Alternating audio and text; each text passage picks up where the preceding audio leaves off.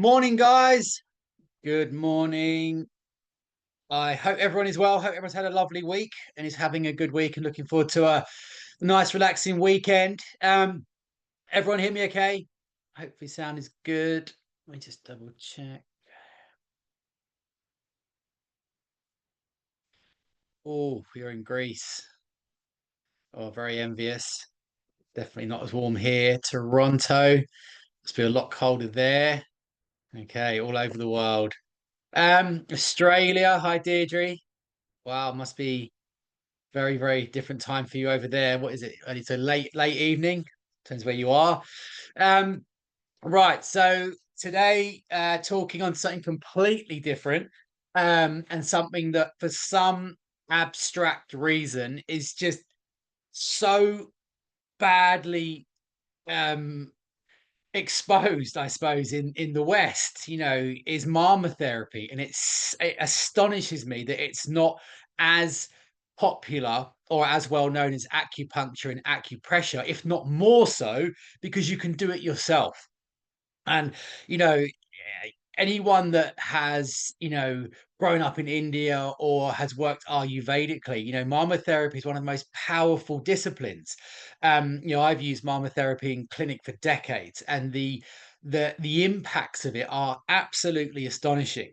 And yet, it just hasn't been popularized in the West in the same way that acupuncture has and acupressure has, which is bizarre because acupuncture actually evolved from Marma therapy when Ayurveda moved north over the Himalayas into China.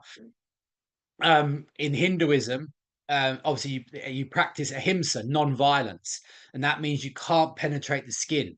So pressure was always applied. Whereas when it crossed the Himalayas into China, they took it, in a different direction and actually involved puncturing. So puncturing the skin with needles. So acupuncture, which, probably 99 out of 100 people, in the street will know about, actually evolved from Marma therapy. So Marma therapy is the original form of pressure point therapy.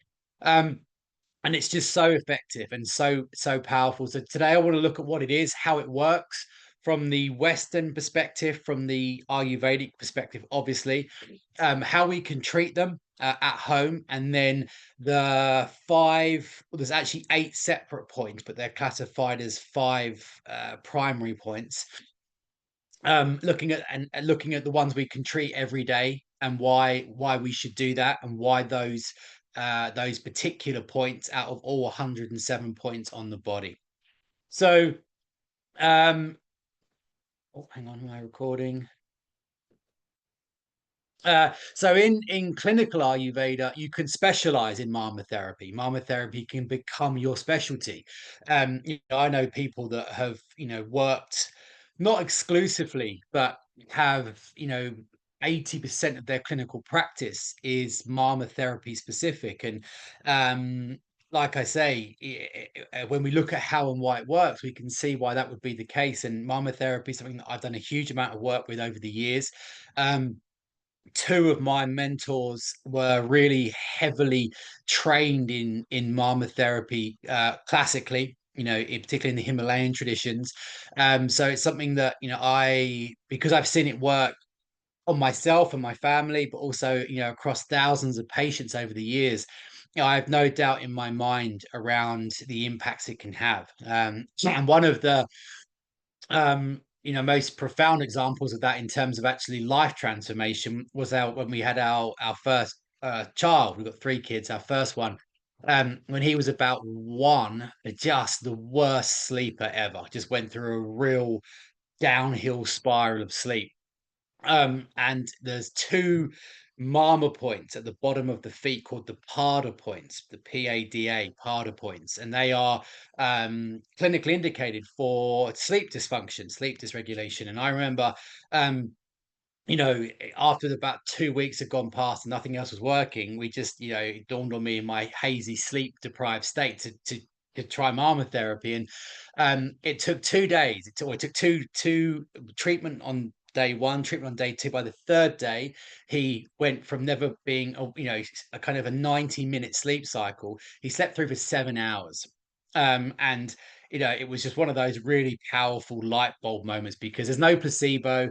Kids, a 1 year old isn't aware of, mechanisms of placebo, and it was just one of those just light bulb moments for me. So it just has these incredible mechanisms. So Marma therapy is the stimulation of pressure points on the body. Okay. Um, and we can there's it's so when you're talking about acupuncture, acupressure, Marma therapy, it's really it's a strange environment to inhabit because the Western research around their ability to work is off the chart. NHS pain clinics use pressure point therapy. Whether you call it acupuncture, acupressure, Marma therapy, you can call it what you want. It's the same concept. So the NHS, the Department of Health, is funding clinics that use pressure point therapy to treat things like pain, fibromyalgia, polymyalgia, ME, all kinds of things. And my old department, we had big grants to research this, and it's a really conflicted state because the evidence is compelling that it works. It's compelling enough that the NHS funds it, and it's happy with that in this box. But it doesn't have really, it doesn't like getting into the murky ground of how does it work, because if you accept that it does work, then you have to accept things like prana, chi, energy, because that's how they work. So you've got this really murky ground where the Western establishment accepts it and values it and uses it, but doesn't really want to get into understanding how it might actually work. But fortunately, there is a lot of research being done around actually trying to understand how pressure point therapy works, and lots of different definitions rather of what Marma points or pressure points are. But we can best describe them as energy centers, or in Western terminology, nerve cluster points. Um, and most of the Marma points in the body, so there are 100, well, there's 107 specific points, but there's actually 108 because the entire skin is also classified as a Marma site. So there's 107 specific points, um, and then 108 including the skin generically. But if we look at why and where those Marma points are anatomically located, what we see is something that's quite astonishing, actually, bearing in mind that the original Marma map, the body map, go back over 5,000 years before X-rays and MRIs and all this kind of stuff. All of those Marma points are at anatomical bridging points, or cluster points. So they're where you get very dense concentrations of nerve endings and nerve bundles, very concentrated vascular networks, very dense, capillaries and blood supply, lots of lymphatic tissue, usually connective tissue, kind of dense areas.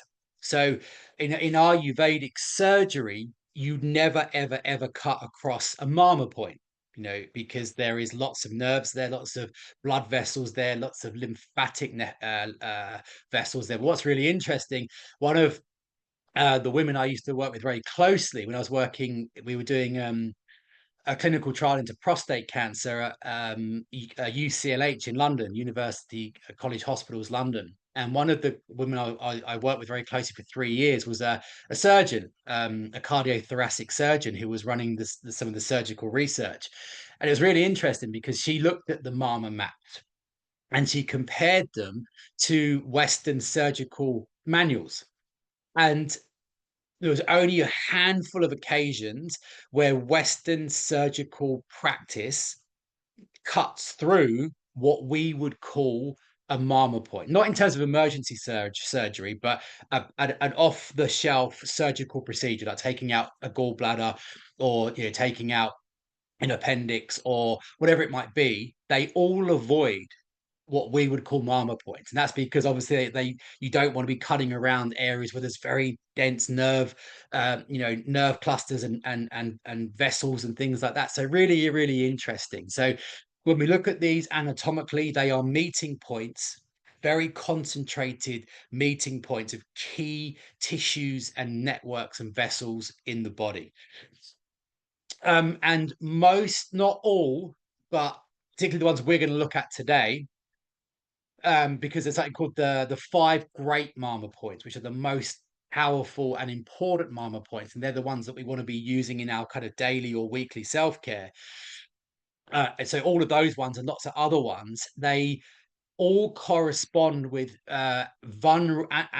anatomical areas that are very vulnerable. And impact or trauma to those areas can cause severe pain, injury, and or death. So if we think about the top of the head, where the fontanelle, where the bones fuse, very vulnerable. The Shankna Marmi. So Mamani is plural for Marma. So Marma is a singular point. Mamani is plural. Okay, so where there's two, so obviously there's two temple regions. So the Shankna Marma points, if you take your fingers and you press them in, it only requires, if you get your finger and press it on your arm there, you can press them with a lot of force. It's not sensitive or vulnerable. Take your fingers now and put them on your temples and push in. And how the tiniest little bit of pressure is enough to create a pretty significant sense of vulnerability or pain in that area.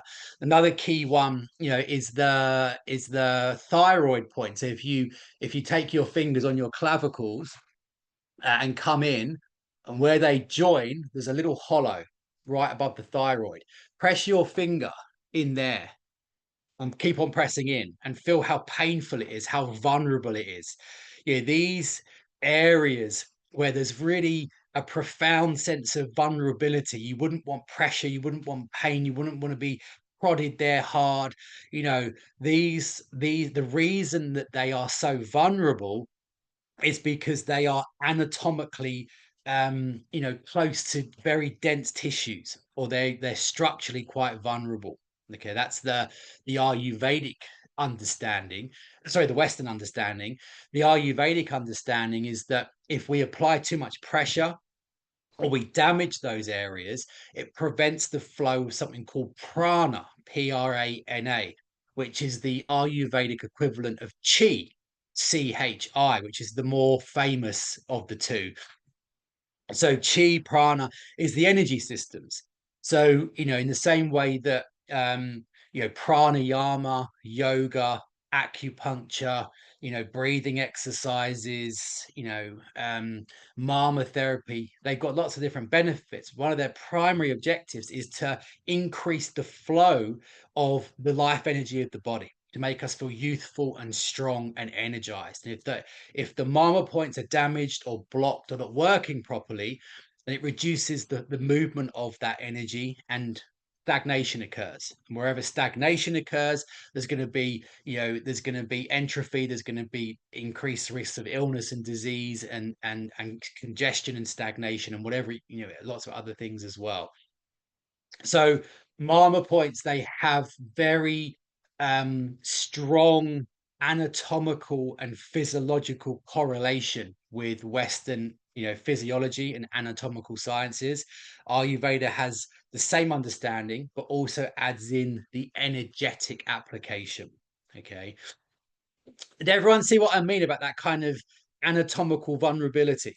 That you can feel, like if you come down there, you can press all you want. It doesn't feel vulnerable. There's no Marma point there. You can do what you want. Come up there, just a small amount of pressure, it makes you just kind of recoil back. One of the best ways of actually locating Marma points. So like I say, there are 107 isolated points, and you can see from those bullet points that the biggest concentration is on the head and the neck. And that's not by fluke or by coincidence. It's because the head and the neck is the seat of consciousness. All the other area parts of the body are fundamentally important. But how do we engage with the outside world? How do we maintain survival? If we can't breathe in air, if we can't drink water and we can't eat food, we're going to die within what, 3 minutes, 3 days, or 3 weeks. How does air, food, and water get into the body? Through the head. If we can't see, if we can't hear, if we can't talk, how do we engage with the outside world? How do we see the people we love? How do we talk to the people we love? How do we do work that we love? How do we maintain independence? How do we thrive? You can't see, hear, or speak. You're in a black void. It's the head that allows you to do those things. How do you get bent, the joy of taste from the head? So the head is what the head region is what allows us to stay alive, but it also is what allows us to be and exist in the world, to actually be conscious of the world around us. So there's a dominance of energetic Marma points in the on the head and neck. So the front of the body's got 12, the back of the body's got 14, and then there's 22 on the upper and lower limbs.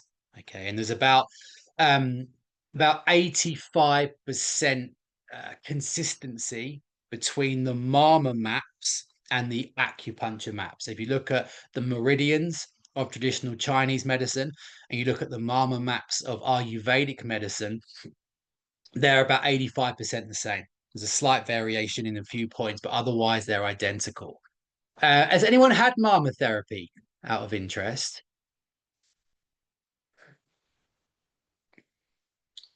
Anyone had? Yeah, you're right, Kareem. The fact that you can do it yourself is obviously not as commercially vulnerable. Sorry, it's commercially viable because it's exactly that. You can do it yourself. Trish has. That's interesting. One person.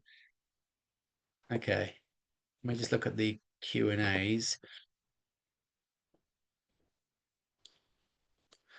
Can you recommend a book for this and the best for Ayurveda?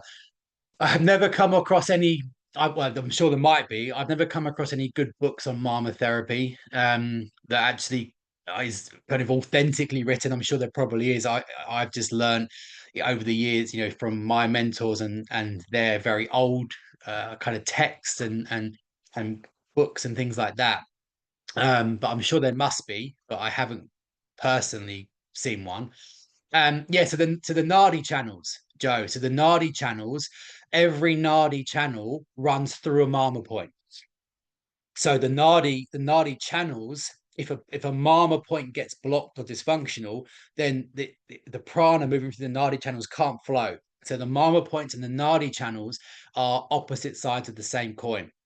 Okay. Naomi regularly have acupuncture. Okay, so very same benefits. Okay. Uh, And there's just a quick map there, just a very brief. Obviously, there's anatomical differences for females, in that there is additional Marma points for lactation, and obviously the genital regions are different as well. But other than that, it's exactly the same. Okay, so you can see the cluster on the head and neck, the hands and the feet as well. Um, so how before we look at the Ayurvedic concept,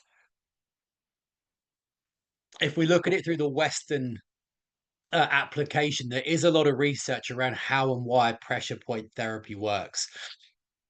And the primary two mechanisms is that because these areas, not all of them, but the majority of them, particularly the most important Marma points, they are on or just above some of the densest concentrations of nerve endings, or nerve clusters, they're called.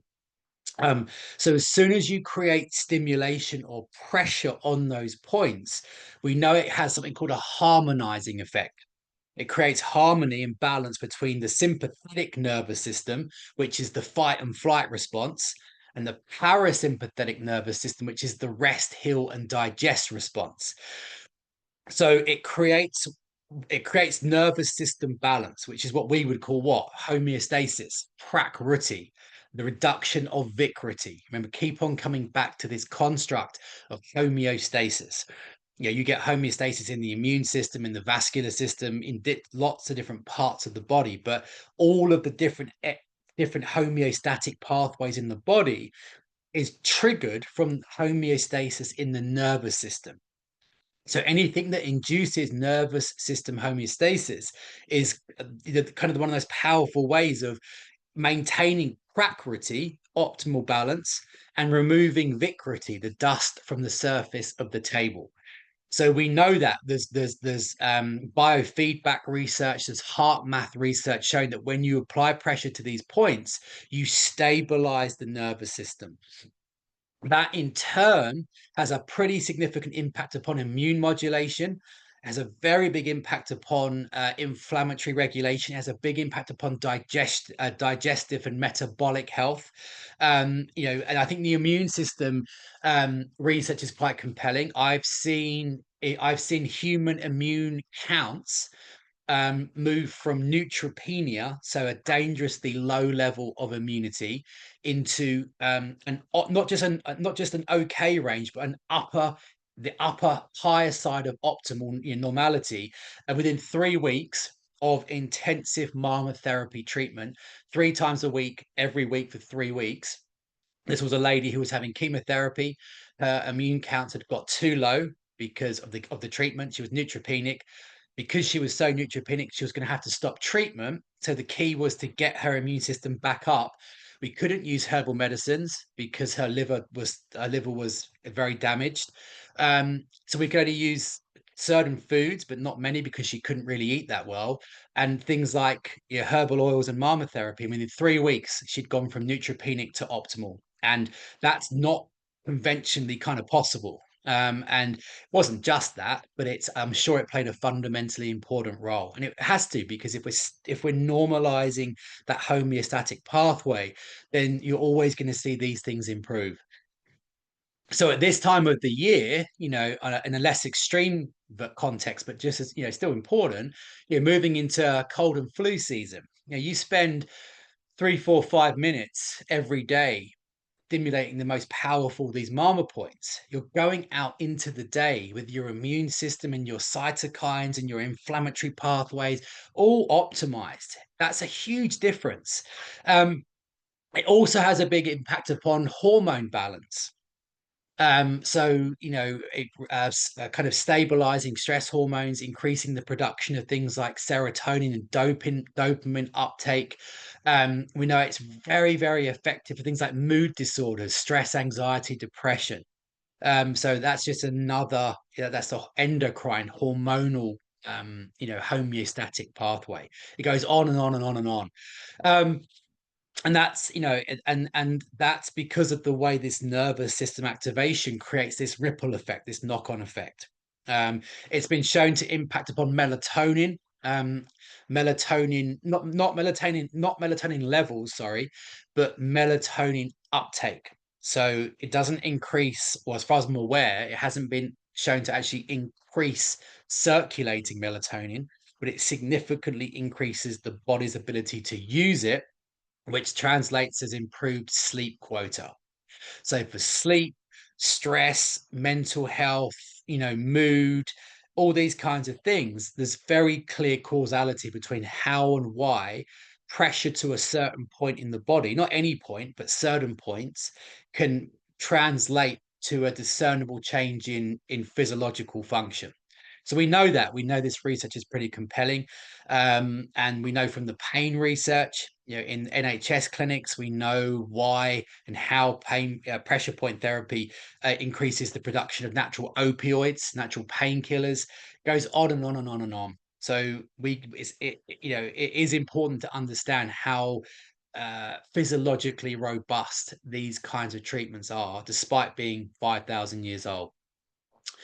Um, let's look at these questions.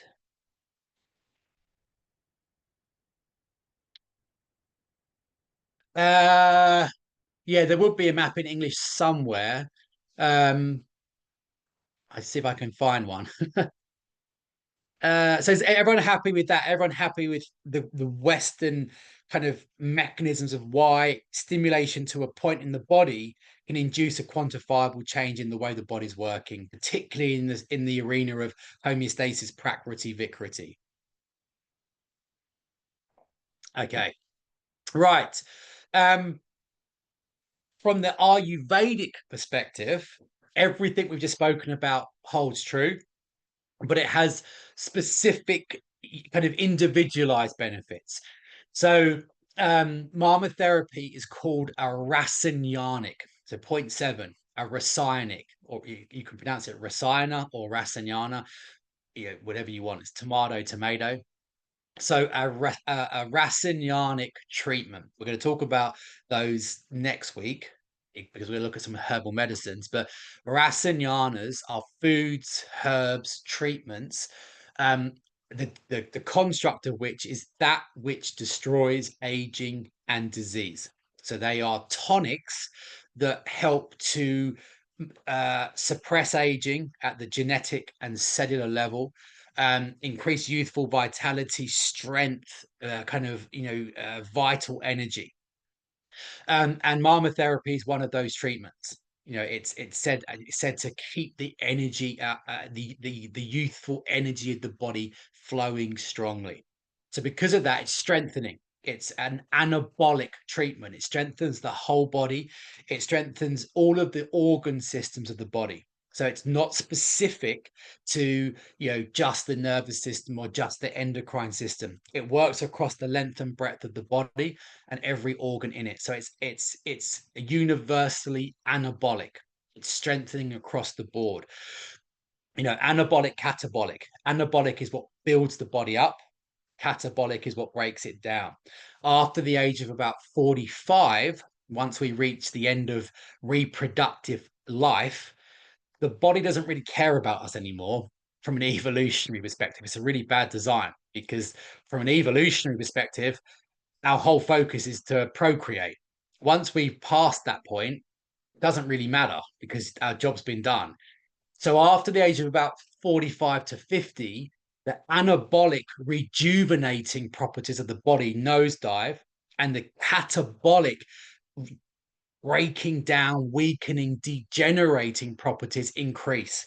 We have to offset that, which is why things like the racinianic foods and herbs, the anabolic, uh, strengthening treatments of Ayurveda are so important. It's one of the primary Ayurvedic practices for immune regulation, like we've spoken about. It is manna from heaven for Vata, Prakriti, and Vikriti. So if you are genetically Vata dominant, Marma therapy is manna from heaven. If you have Vatagenic Vikriti, it is also manna from heaven because it's the opposite of Vata. Vata is mobile and light and active and airy.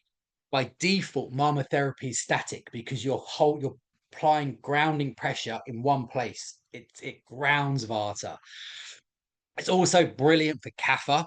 It's good for Pitta as well, but it's not as universally applicable. Okay, so it's still very, very good for Pitta. It's not that it's not good, but it's particularly powerful for Vata and Kapha. It's detoxifying. It increases energy. It goes on and on and on and on.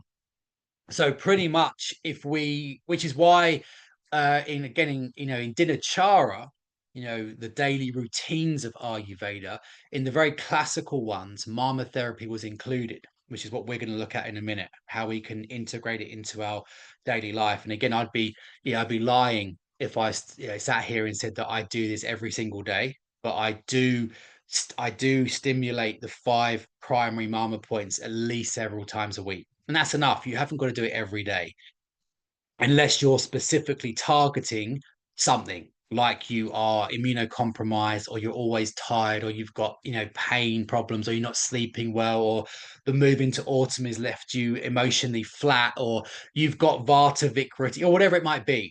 The more um the more moved away you are from homeostasis, or the more Vikriti there is, the more intensively you can use these. You could perform them, morning and evening. If you're pretty fit and well, life's pretty good, pretty happy and healthy, just 2-3 times a week is enough.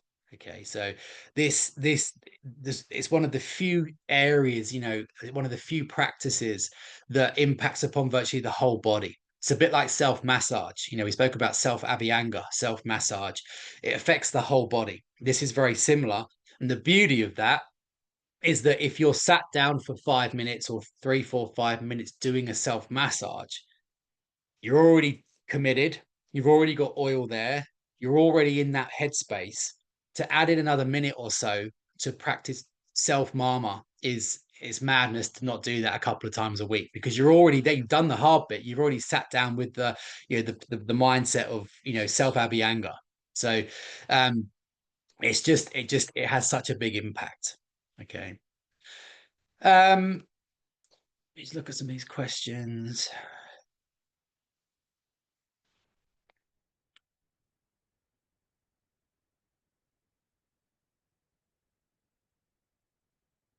Yeah, so we're going to upload. So for the 5 Marma points, we're going to cover in detail, well, the eight specific points, but they're included as 5.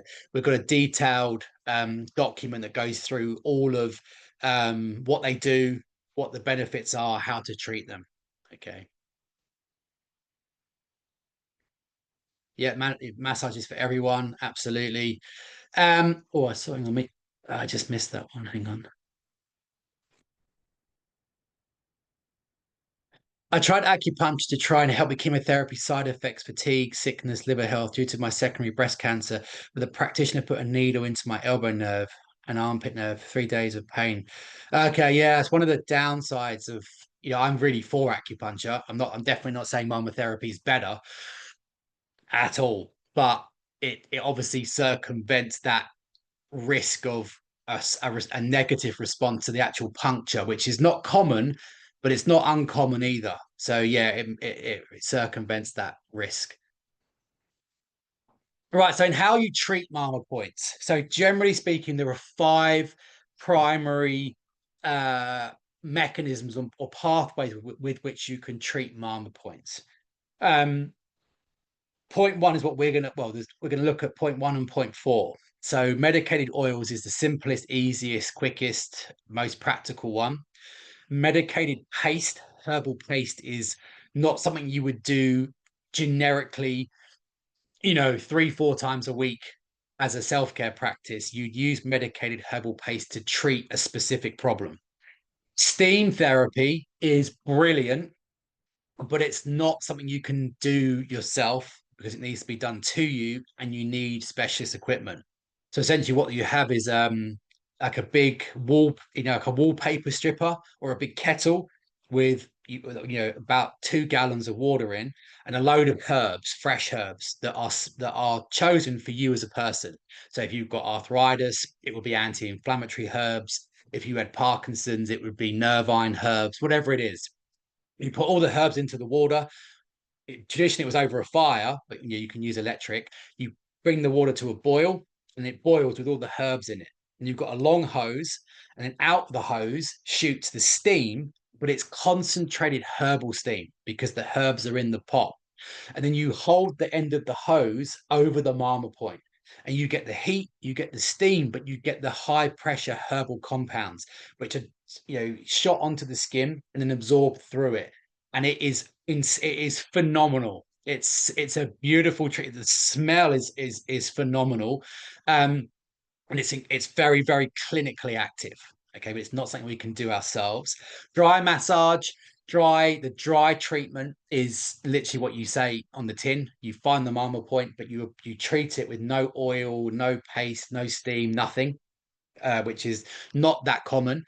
The paste application we're going to look at, which is where you make a paste out of herbal oil and specific herbs. You make a thick paste and you apply it to a Marma point, or the application of heat, which is where you get either a very hard uh, a very hard type of wood, or steel rods, and you heat them up until they're glowing red hot, and then you hold it just above the Marma point, enough to be really hot, but not enough to obviously burn or blister. And you hold that over the Marma point. Again, that has to be, it's in Chinese medicine, it's called moxibustion, heat. So those other ones are done to you in clinic. The steam one, the herbal steam, is by far my absolute favorite. because you're customizing the herbs, how the heat, how close the steam is. It's a phenomenal treatment. But the in terms of what we're doing ourselves, the oils and the paste are the best ways of doing this. Um, yeah, you can use moxa stick, Cheryl. Absolutely, they're kind of exactly the same. Same mechanisms anyway. So a moxa stick will work. Let me just look at the Q and A's. Does this apply to dogs and other animals? Ooh, do you know what? I don't know. I've never seen it or done it, but I don't know if there's body maps for dogs. Probably is, but I have never seen them. Um, yeah, it's very good for detoxification. Toothache. Actually, the temple region is very good for toothache because the trigeminal now nerve comes just past that. So that's a good one. We're going to cover that in a minute, Sue. Yeah, it's very it's safe if you're on kidney dialysis, Naomi. It's absolutely fine in that context. So the medicated oil application is where you are picking a herbal oil that is indicated for the vicrity in question. So the dust on the table you're trying to remove. So if you so like for example, like the one of the most important Marma points we're going to cover in a minute is called adipati, right on top of the head. That is tridoshic. Okay, it's suitable for everyone. But if you use a Vata specific herbal oil, it's going to have much more of a Vata reducing impact. If you use a Pitta reducing oil, much more of a Pitta reducing impact, and likewise for Kapha. So you can take something that's generic and customize it to your unique vicarity. So there are dozens and dozens and dozens of medicated herbal oils within the Ayurvedic framework. They straddle Marma therapy and Abhyanga and herbal medicine. They kind of straddle both camps. But as a general rule of thumb, Maharanan oil is the primary oil for Vata aggravation or generic application because Maharanan oil is tridoshic. You can use it for anyone, Vata, Pitta, or Kapha. But it has more of an affinity for Vata. If you're suffering with a pitta-based vicrity, Pinda oil or something called Kumari oil. So Pinda oil is very, very cooling, anti-pitta, or Kumari oil, spelled Kurami. Kumari is Sanskrit for aloe. So it's aloe vera. It's not just aloe. It's aloe vera base with about 6 or 7 other very cooling herbs in it, and they're easy to get. And if it's kapha based, so congestive, metabolic, sluggish, you know, accumulative problems, Chandala Balak Shadi oil is absolutely the oil of choice. And all of those can be sourced. Um, what's it? It used to be called Ayurveda Pure Natural Bliss. Anyone know the new name of the Ayurveda Pura brand? Uh, Holistic. It'll come back to me. I forgot the name of it, but Holistic Essentials. Holistic Essentials. That's it. They've got all of these. They've got Maharanan oil, Pinda oil, Kumari oil, and Chandala Balak Shadi oil. Okay, you can get them. They're really good quality. If you don't want to buy a herbal oil, then sesame oil is a great option. Almond oil is a great option. Extra virgin olive oil is a great option as well. Okay.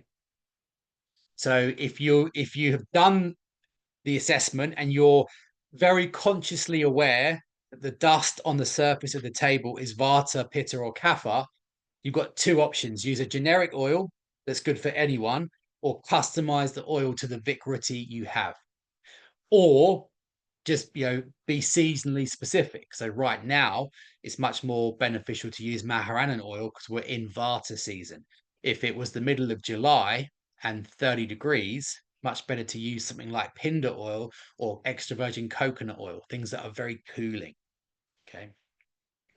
And all you would do is apply. It's super simple. Okay, so imagine so another one we're going to talk about in a minute, the ajna point, the third eye. So all you would do is get a very small amount of your oil. Even if you just stick the finger into the pot, you massage it onto the point in question, so it's covered. Okay, and then typically you apply 2 to 3 strokes. So an anti-clockwise, a clockwise, and then a static stroke. You always go anti-clockwise first. Okay, as if the clock is on your head. Okay, so as if the clock is like looking out there. Okay, so 12, 6. So you would always go anti-clockwise first for about 30 to 60 seconds, then clockwise, and then you would hold it for, and so say you're doing 30 seconds, 30 seconds anti-clockwise, 30 seconds clockwise, and then 30 seconds just pure pressure. The anti-clockwise is a cleansing, clearing action. So it's a detoxifying action. So say you have signs or symptoms of toxicity. Remember, we covered this in the free week, what we call armor. If you have signs and symptoms of that, so overweight, struggle to lose weight, high blood pressure, high blood sugar, high cholesterol, water retention, fatigue, sluggishness, poor concentration, and all that, that is obviously all available on the website. There's a whole module about armor, and there's the recording from the free week. You would increase the amount of time you spend on the anti-clockwise because that's a clearing detoxifying action. The clockwise is then energizing. It is the anabolic, stimulating, strengthening action. So if you were immunocompromised, emaciated, run down, tired, you would spend more time on the clockwise movement. Okay, so it literally could be as simple. Say when we get to the Marma points we're going to cover in detail in a minute. Say when you look at the documents in detail and one of them really jumps out at you, you could just spend 5 minutes on that one point, or 2 minutes, whatever, on that one point. You could just say, right, you know, the Brahmanandra point on the top of the head, looking at what it does, that really resonates with me. So I'm just going to spend 5 minutes on that. I'm just going to treat it anti-clockwise for a minute, clockwise for a minute, and then just hold it for a minute or so. So you haven't always got to treat loads of them. You can just focus on one or two. Okay. Obviously, the longer you do it, the bigger the gain. It's like massage. Massage, the benefits of massage kick in after 2 or 3 minutes. Do it for 40 minutes, you get an exponential gain. It's the same with this. And to me, the shower is so easy in the shower. I love long hot showers. If you're in the shower, just to do a minute on 3, 4, 5 Marma points. It's just an extra 3, 4 minutes in the shower. It's just mindful.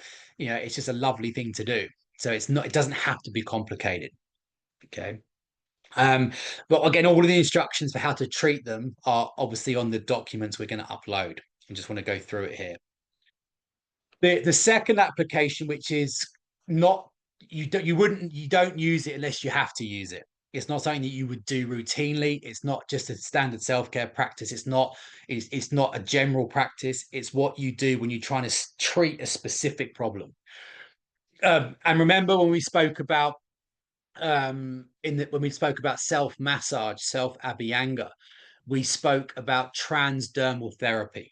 That when we are applying herbal oil onto the skin, it works like HRT patches, morphine patches, nicotine patches, blood pressure patches, where you are absorbing medicated compounds through the skin. Those compounds enter the blood. And once they enter the blood, they travel through the body and they work in the same way that an oral prescription does. It's the same with this. But rather than just using a herbal oil, you're also using a herb itself. And you mix the, the powdered herb into the oil to make a thick paste. So that if you put it on there and then tipped your arm up, it wouldn't fall off. It's like a really thick, sticky paste. And what you've got then is you've got the medical transdermal impacts of the herbal oil. You've got the clinical impacts of the herbal powder, and together they're working and being absorbed into the skin over a specific Marma point.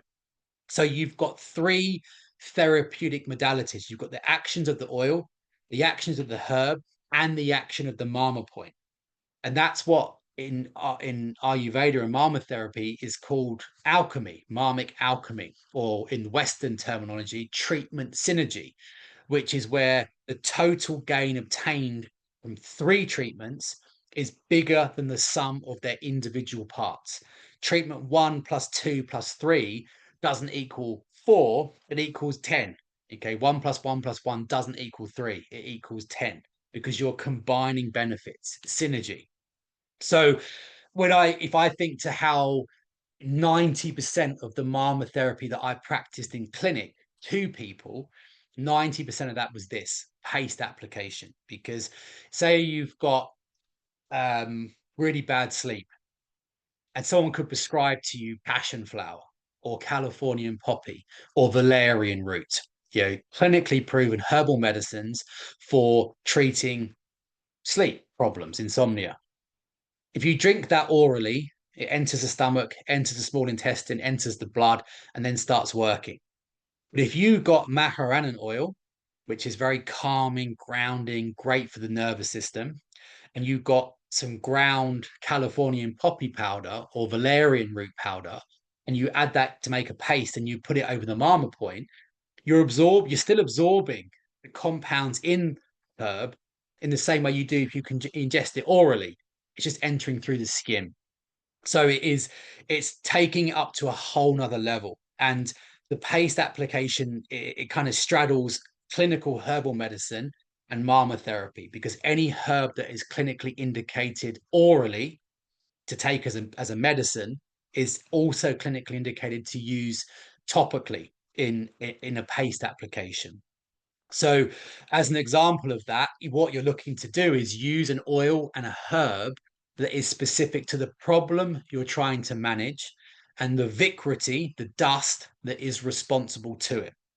So, for example, the ones I put there, some of the really effective ones, if you've got inflammatory pain problems like arthritis, you might use turmeric or boswellia or gugulu.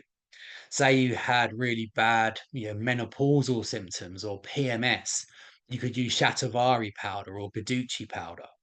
Say you had really stressful, 6 weeks at work coming up, you might use ashwagandha powder. There's it's infinite. You can create literally almost an infinite array of different combinations depending upon what you're trying to treat, and um, that's why herbal medicine is such an integral part of Marma therapy. And for those of you that want to, we've got another free week coming up. It starts on November the 3rd, which is all about herbal medicines. Not We will be talking about Ayurvedic herbs, but it's generic, it's global. So if you want to learn more about herbal medicines, then join that week, and it'll obviously cover more herbs. But we're also going to cover some herbs next week as well. Okay, so the paste application is about using the same herbs that we would use orally, but using it topically, combined with combined with an oil, sorry, and applied to a Marma point or Marma points. Does that make sense? Everyone happy with how the paste mechanism works? Have I explained that in a way that makes sense? I'm just going to look at these questions quickly. Um, Turmeric paste stains the skin. Yeah, depends upon so that what gives the turmeric the bright color is a flavonoid.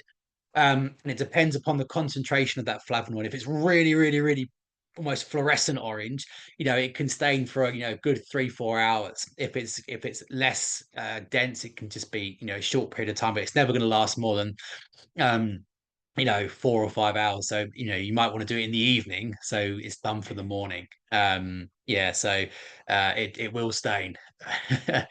um do you put a sort of bandage on while the paste is applied? Yeah, so it depends on what you're trying to do. So if it was something that was more systemic, if it's something like sleep, you might just leave it on for half an hour and you don't need to do that. But if it's something like bad pain or something like that, then it can help. Cling film is often what's used, just wrapping cling film around it, because you can get nice and tight. it doesn't absorb any of the oil because it's non-absorbive. So often you'll just wrap cling film around it or whatever, but you don't need to because it shouldn't be runny. If it's runny, there's too much oil and not enough paste. It should be thick. It should stay in place. Uh, Yeah, there are whole acne protocols. Not just therapy, but topical treatments, dermatological treatments that use things like neem powder, neem leaf, a herb called mangister, that are very well documented for things like acne as well. Uh,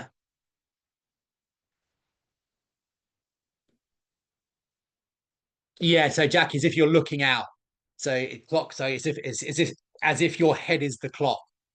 As if you're looking out. So imagine you're looking out through the center of the clock. It's the second hand's moving clockwise from you looking out. Yeah, yeah. Could Marma help with migraines? Um, it's a difficult one. In theory, yes, but in practice, headaches, fantastic. I've seen it transform things like temporal headaches, occipital headaches, stress, tension headaches. The classical texts talk about Marma therapy being brilliant for migraines, but I, again, trying to be completely honest, I haven't ever seen it um work in a way that is discernibly better. Like I've tried and tried and tried and tried with lots of people over the years, and it definitely maybe helps a little bit, but not in the same level of impact that you would see in other areas. So for me, the jury is still out around whether Marma can help with an active migraine. In terms of preventing them, absolutely. In terms of reducing how often you get them and how bad they are, so prevalence and severity, I think it's brilliant. Um, but once you've got a migraine, then I've never seen it work in a way that you would hope. Okay, but that could just be my experience. But that's just what I've seen. Let me just look at the Q&As.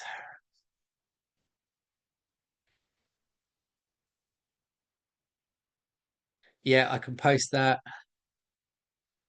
No, so the good thing with things like prescription medicines, Joe, is that they're not contraindicated because you're not ingesting the same volume. So, you know, if something's really complicated, lots of prescription drugs and lots of complex health issues, then obviously getting a one-to-one consultation with someone is going to be way better. But for things like if you're on antidepressants, there will be no overt contraindications for that. Depending upon what you're doing and the herbs you're treating, the Marma points you're using, making sure they're the right ones. But um, then that wouldn't be an issue. Okay, which is the beauty of Marma points. So, in terms of what we do with this information, there's 107 Marma points. It's a whole a huge area of study, but there's five that are exponentially important because they're the ones that have the biggest impact. They are all funneled through the lens of homeostasis. They have a massive impact upon the nervous system, upon immunity, hormones, and digestion. So they are the ones that are most revered within the Ayurvedic tradition. The five great Marma points, or the five great Mamani. And they're the ones that, if you're doing it, it's going to impact the body from the top of the head to the bottom of the feet.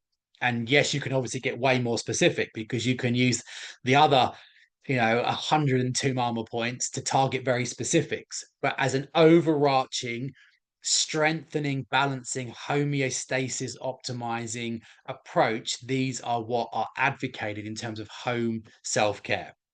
So Adipati, Brahmanandra, and Shivanandra, three separate points, but because they're so close, they're treated as one. The Ajna, the Shankna points, the Hiridaya, and the Nabi. So we're gonna go through how to find them now. Um, so the Adipati is the fontanelle.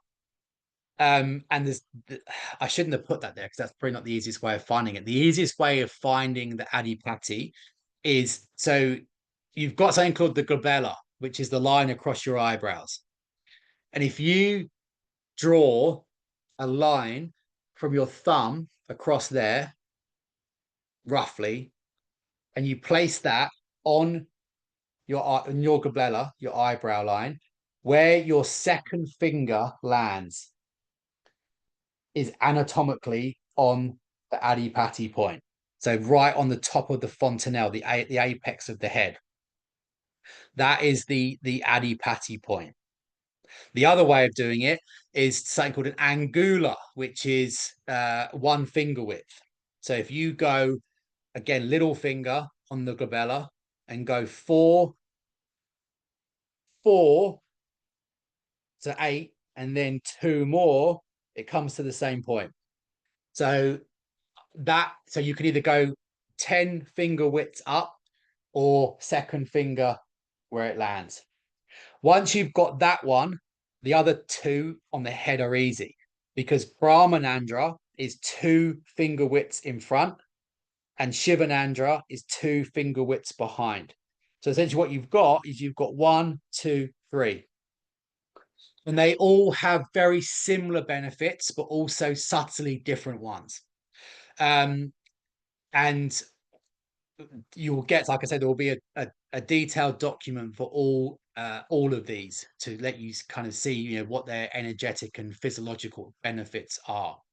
So if you read that and you think that really resonates with me, it could literally be you find the adipati, okay, you treat that, and you treat Shivanandra, then you treat you treat Brahmanandra and then Shivanandra. Okay, so there's three there, but they're treated as one because if you're going to treat one, you almost always treat the other two. So they're across the other way of doing it, which is um, less clinical, but more kind of traditional in terms of at home practicing, is just to put your palm of your hand on the top of the head and just apply pressure because then you're getting all three at once. That's quite a common. It's very common for parents to do that to young children in Ayurvedic culture, because it's just a way of treating all three of those kind of some of the most powerful Marma points on the body in one go. So you've got a couple of options. And obviously, if you're doing it that way, you're guaranteed to get them. So you've got those three. So Adipati, Brahmananda, Shivanandra. The second point, if we're looking at those three as one, the second point is the ajna point, which is probably the most important energetically speaking, the third eye. In terms of homeostasis, in terms of the collective balance of the body, in terms of longevity, youthfulness, ajna is it's revered. On the way to find ajna is it's two angula from the glabella. So you put your first finger on the glabella line, where the second finger lands is right on the third eye. And there is actually a bit of it's not true for everyone, but there's like a slight hollow if you go laterally across the hemispheres. If you go that way and cut across it, there's a divot where the ajna is, and it goes up again as you come out. So it's slightly concave. And it's not 100% true for all people, but most people it is. So if you come across, like if I'm coming across there, it's flat, flat, flat, flat, flat, flat. And there I can feel a depression. And then it comes up there. So there's a slight concave hollow on the ajna point. So these are all in line. So all of them are in line other than the Shankna point. So they're all on the central line of the body, which is really important energetically because it works with the chakra systems, the energy systems. So you've got three on top of the head and the central line of the body. The second main point is the ajna, okay, the third eye. And you've got the Shankna points, which are the temples. Super easy to find because everyone knows where they are. Right on the side of the head. The only ones that are not on the central line of the body. Then you've got the Hridaya point. The Hridaya translates as the heart space. And it's again, it's in terms of things like vitality and strength, emotional stability, like power. It's one of the, it's again why it's included in the five great Marma points. And the best way of finding um I'm gonna, the Hiradea point is you just find your sternum, anywhere on your sternum, the big bone in the middle of the chest. Find that, and then keep on coming down, keep on coming down, and you'll find a hollow where the bone ends, and it goes into a really noticeable hollow about there. Okay, once you have found that, put your little finger right on the bottom of the bone, just where the hollow starts, and come up 4 fingers, 4 angular. Where the first finger lands is the Hiradea. So it's right in the center of the sternal bone. But it's quite a big point. It's about the size of a 50p piece. So actually, you haven't got to be that anatomically accurate because you're going to find it pretty easily. So find the sternum, come down until you find the hollow at the bottom. Put your little finger on the hollow, 4 fingers up, where the first finger lands is the Hiradea point. Um, did that make sense, everyone? And it should be quite tender. Like if you come further up, hang on, sorry, I'm moving my camera again. If I come further up, I can press that really hard and it's not really that sensitive. If I come down to the Hiradea point, it almost feels a bit spongy. It feels like if I push it in, it gives. Very, very vulnerable. Like in martial arts, that's a contact point. If you punch or hit there very hard, it can cause unconsciousness. It's that vulnerability. And then the Nabi point is the navel, literally the belly button. And so the Nabi point translates as the place of no fear, or the site of no fear, or the site of courage. And it's unique in that it's the only Marma point in the body where every channel runs through. So it's the converging point of the energy system of the whole body. So every channel that carries prana, energy, vitality, from the top of the head down and from the feet up converge on the Nabi point.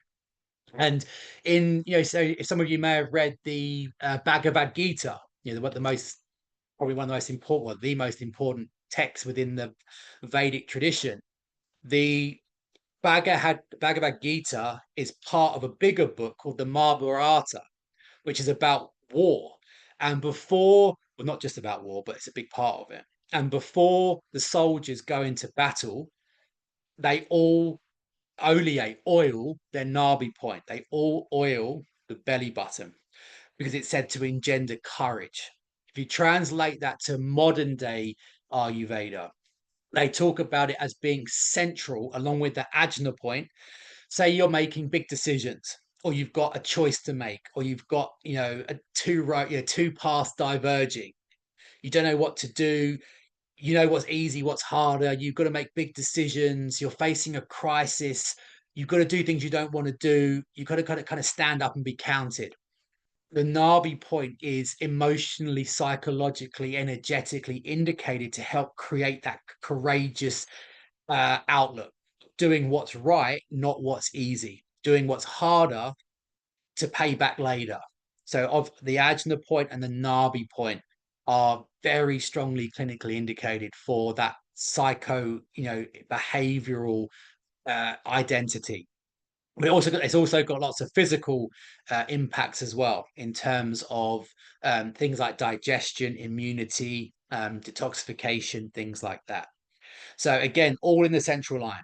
So, you know, you might not do all of those 8 individual points, but 5 if you're clustering those 3. Even if you did each one for, a minute, you're only looking at 5 minutes of time, which if you did that 3 times a week, 15 minutes over the course of a week is completely, insignificant as a time commitment, but the impact upon the energy systems of the body, upon prakriti, upon just balance, the balance of the body.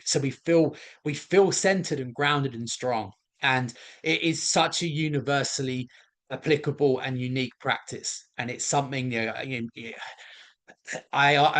my personal view is that energetic practices will always outweigh physical practices. Anything that's working energetically, you know, you think about even things like, the famous stories of, a 9 stone woman lifting a car off her trapped child, proven there's loads of cases of things like this.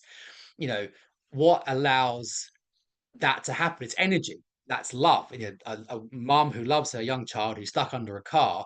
Love, you can't measure love, you can't hold love, you can't weigh love, it doesn't have mass.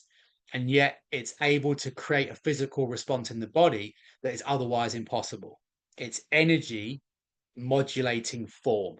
So anything energetic will always out trump anything physical, which is why I think Marma therapy is so powerful, because it's working on an energetic level. So begin to experiment with this. It's pretty profound.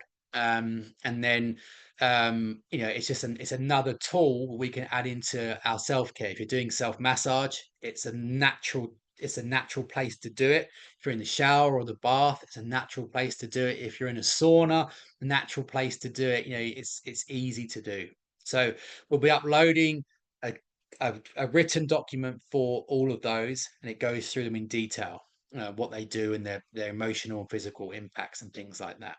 Okay. Um, right, where are we?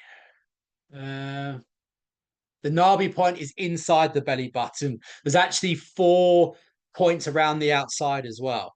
So there's the actual inside the belly button, but then if you can also go around the outside. So, but the actual Nabi point is actually in the center of the belly button. Yeah, they're brilliant for children, Sarah. Um, had noticed change. I mean, things like sleep, you should notice change within a couple of days. In terms of things like chronic pain or energy, it can take a couple of weeks to accumulatively kick in. Um, where are we? It's just above the diaphragm, but pretty much the same. Uh, where are we?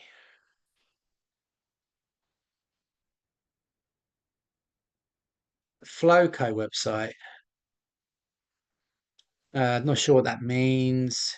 Yeah, so it's spoken about the points, Ellen. Fun on children.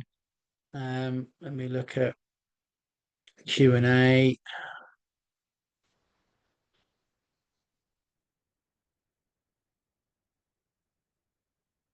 Yeah, so inside the belly button. So just gently, okay. But the pressure, in terms of pressure, lots of questions about pressure. The best way of discerning what pressure you should apply is that you should apply pressure just to the point of discomfort and then come back a fraction, like a millimeter. So, there's a Marma point there. It's great for things like nausea. Apply pressure until it's just a bit uncomfortable and then come back just a fraction. That's the best way of understanding optimal pressure. Okay. A little bit of discomfort, come back, because that's then relevant to us as individuals. Okay, so your next task is to begin experimenting with those Marma points. Okay, just get used to feeling them, what kind of pressure you like, whether you like circular movements or just the static pressure. Like if you're feeling really stressed, say you come back from home, you're at work and you're really stressed out, get into a hot shower or a hot bath and just stand there like that, pressing, holding the Shankna points. Um, you can almost, I almost guarantee you can feel the stress almost melting out of you. The hot water is kind of pouring over you. Even drop some essential oil into the shower tray. Things like uplifting your rosemary or things like that, and just stand there with pressure on your temples. You will feel it melt away. So there's loads of ways of using this. Really exciting. I'll stop waffling. Have any questions I've missed? Let me know on the Facebook page. Have a lovely rest of the day, lovely weekend, and I will see you soon. Cheers, guys.